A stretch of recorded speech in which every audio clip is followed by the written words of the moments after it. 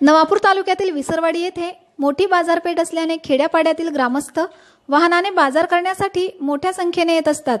त्यामुळे नेहमीच वाहनांची मोठी वर्दळ असते। त्यात बेशिस्त वाहतूक कोंडीच्या समस्येने विद्यार्थी, महिला, ज्येष्ठ नागरिक, पादचारी यांच्यासह व्यावसायिकांनाही नाहक याचा त्रास सहन करावा लागतोय। बाजारपेठेतील रस्त्यावर वाहतूक कोंडी आणि पार्किंग समस्या भेडसावत असल्याने रस्त्यावरच दुकानांसमोर दर्शनीय ठेवलेले अतिक्रमित सामान, रस्त्यावर असलेले भाजीपाला विक्रेते, फळ विक्रेते, कटलरी विक्रेते व विविध वस्तूंची गर्दी वाढत चालली आहे। त्यामुळे पादचाऱ्यांना देखील समस्येचा सामना करावा लागतोय। यामुळे या समस्यांचे निवारण करण्यासाठी ग्रामपंचायत, पोलीस, दुकानदार, व्यापारी व ग्रामस्थ यांची समन्वय बैठक घेण्यात आली आहे।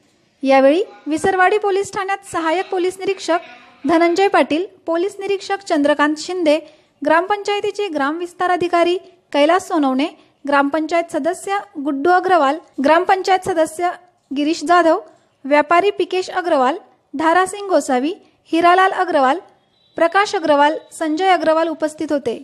मीडिया प्रतिनिधी प्रशांत राजपूत, नंदुरबार फ्लॅश न्यूज, नवापूर। साईडला लाव, आमची दुकानावर ग्राहक येणार आहे। आता प्रत्येकाकडे गाडी आहे, प्रत्येकाच्या घरात गाडी घेऊन येतो। आता माझ्याकडे काय घ्यायला आलं ना, तर माझ्याकडे जागा नसेल तर तिकडे दुसऱ्याच्या दुकानासमोर तो गाडी लावेल। मग तोही आम्हाला सांगतोय तुमच्या घरात आमच्या दुकानासमोर गाडी लावतोय।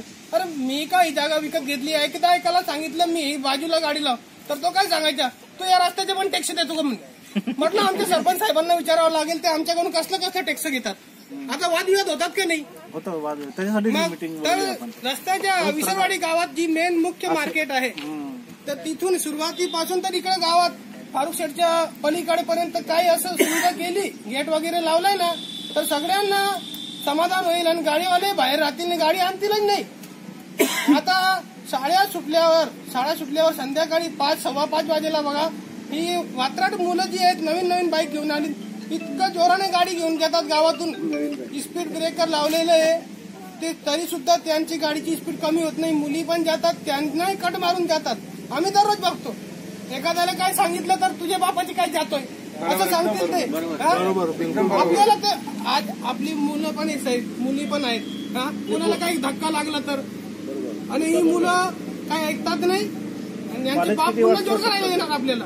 पण एक वस्तू आहे, सर्व ठिकाणी हा नियम आहे, सर्व ठिकाणी जेव्हा शाळा सुटते ना साहेब, तेव्हा तिकडे कोणी ड्युटीवर साहेब कोणी पण ठेवतो साहेब। ही जर ही सिस्टीम चालू केली ना, शाळा सुटली तेव्हा जर दोन पोलीस तिकडे राहिले ना साहेब, तर हे कारण की हे कोणाला घाबरणार, पण पोलीस मध्ये आम्ही पण घाबरणार। बरोबर, दुपारी 12 फार बरोबर, संध्याकाळी 5 बरोबर।